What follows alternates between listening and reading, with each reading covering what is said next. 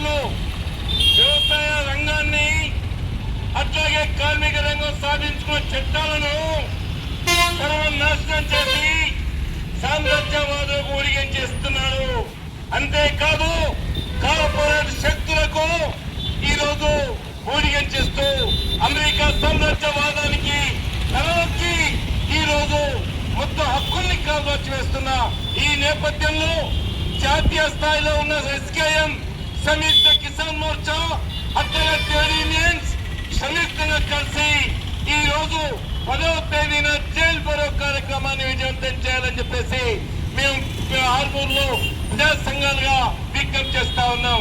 మిత్రులారా, ఈ రోజు 12 సంవత్సరాలుగా మోడీ సర్కార్ ఏదైతే కార్పొరేట్ శక్తులకు తలవొక్కి మూడు వ్యవసాయ వ్యతిరేక చట్టాలని, కార్పొరేట్ అనుకూల చట్టాలని తీసుకువస్తే 13 మాసాలు ఉద్యమం చేసి తర్వాత 734 మంది అమరత్వంతో ఉద్యమం కొనసాగింది. ఆ ఉద్యమంలో దాదాపుగా తలవొక్కి భారత ప్రజానీకానికి, రైతాంగానికి నిండు పార్లమెంట్ లో క్షమాపణ చెప్పి ఈ రోజు చట్టాలని వాపసు తీసుకుంటారని ప్రకటించి రాతపూర్వక హామీ ఇచ్చి ఏ ఒక్క హామీని కూడా అమలు చేయకుండా మరో రూపంలో ఇలా విత్తన చట్టం కావచ్చు, నూతన విద్యుత్ చట్టం కావచ్చు, అనేక చట్టాలు తీసుకొచ్చి తిరిగి సామ్రాజ్యవాదులకు వ్యవసాయ రంగాన్ని ఒప్పచెప్పడానికి ఇచ్చేస్తా ఉన్నాడు.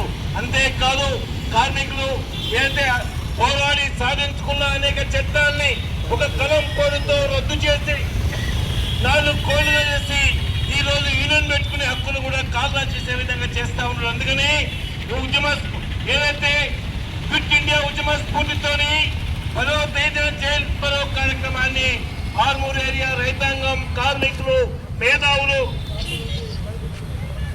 కార్యక్రమాన్ని విజయవంతం చేయాలని చెప్పేసి విజ్ఞప్తి చేస్తా ఉన్నాం.